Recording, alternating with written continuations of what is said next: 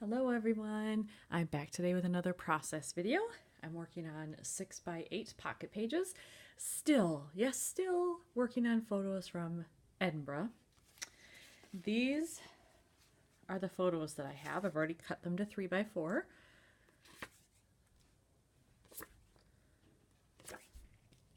So it's just a matter of figuring out how I'm going to lay those out. And look at this. Okay, so I must have Harry Potter on the brain. But since I know that J.K. Rowling lives in Edinburgh and wrote the Harry Potter novels in Scotland, I have to wonder, like, did she kind of get the Gryffindor thing from this? If she was seeing the castle pretty much every day, that makes me wonder. Anyway, little HP side note there. All right, so I have all of these 3x4 pockets. I have one 4x6. I do not have a photo that's 4x6 that's going to work in here. So I pulled out some cards that I might want to use. First I have this one, and I like this one because it's got a little bit of red, and because I really did enjoy the tour of the castle. There we go. So that would bring in some of the red if I were to use that one. I have this one, which I like because it's just the camera, but it's kind of muted. It's a little faded, so I could journal on this if I wanted to. So I do like that one. And then I pulled this one because while a lot of the pictures have this darker blue or a deeper blue, this statue is almost closer to this. There's a little bit of green in there, and then this statue as well. So I thought it might work with those. And then I pulled this one, which is just more brown, but it works with all the stone in the back here, and then with this cross. So I have multiple choices here. I'm not sure quite what I'm going to do. Let's look at the 3x4 cards.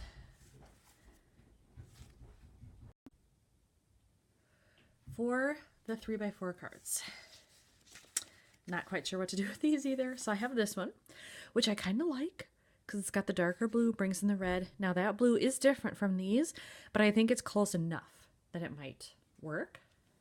That would obviously be for journaling.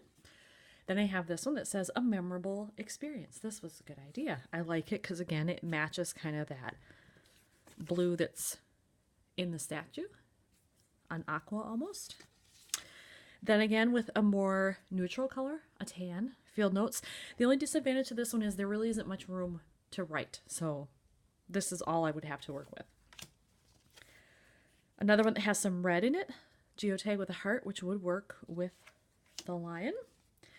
And then this one, which is just some splattering done here with that same kind of bluish color, almost aqua, and then black. So now I have to decide how am I going to do the photos, the 3x4s, and the 4x6s. This is what I have so far. I decided to use this one because it is the neutral, pulls out the colors here in the stonework. And here's something else. Those cards that I went through for the 3x4 size, I don't think I'm going to use any of them. As I was on pause here, I happened to look over and I had cut out a bunch of travel type elements. They were digital files that I had downloaded. And so this weekend I was cutting them all up so that I could use them in all of my different travel things, not just this. I looked over and realized there was this tag. And that works with this statue and this guy a little bit. Works with the lighter tones in that photo, I think. The lighter part of the tag, not the deep aqua, but this part kind of works the lower part of the sky here. And I think I could actually just attach it to the back of the card that's already in there. Because the grid, I don't think, really interrupts or distracts from the lines here. And then when I have black journaling there, I think it will blend even better. So I didn't plan that at all, but when I found it, I kind of like it.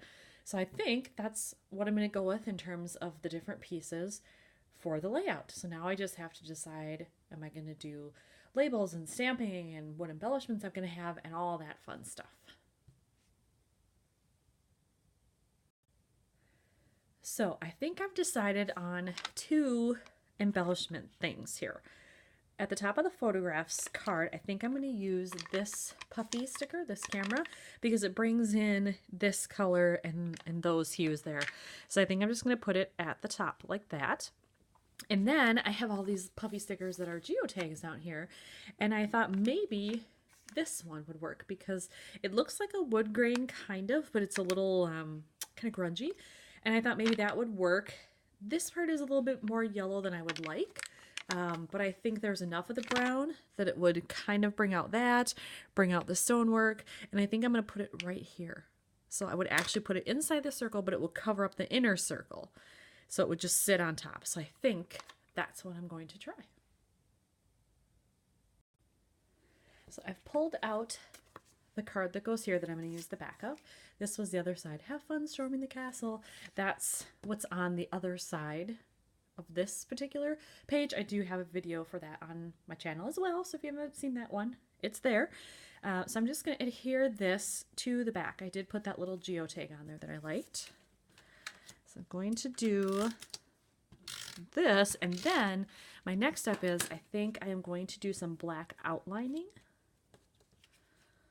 around it just to give it a little bit more definition. There we go. It's fairly centered, I think. I'm going to do some just very thin black outlining to give it definition around that tag. Where is my pet? Here it is. Okay.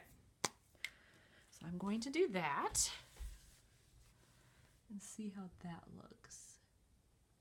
And I'm going to go right up to the edge, so that the line is easy to follow. For the most part, anyway. This does have a little bump in it right there, if you can see that, but I'm going to leave it. I think. Let's see how it looks when you look at it this way. Yep, that's fine. All right, so we got that part done. Now I have to figure out what else I'm going to do on these photos, if anything. I probably won't do a whole lot with this one.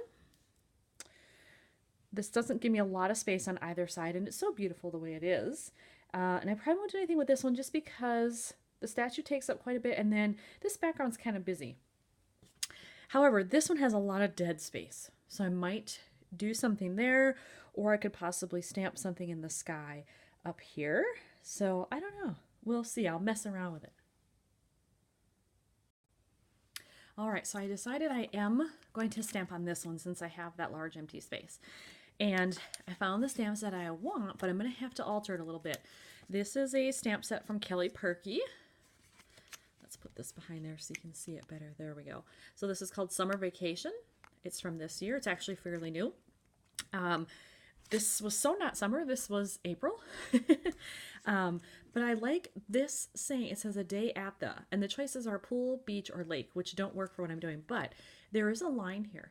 So if I just mask off this part and only use the top part, I could write in castle. I do have a stays on marker where I can write right on the photo. So I think that's going to be my plan. Wish me luck. So the stamping part didn't come out all that well. This was my test, which is perfect. This is what happened on the photo. So I think what I'm going to have to do is get my fine tip stays on pen, fill in a little bit, and then make the line, because I don't trust myself to re-stamp this and get it perfect.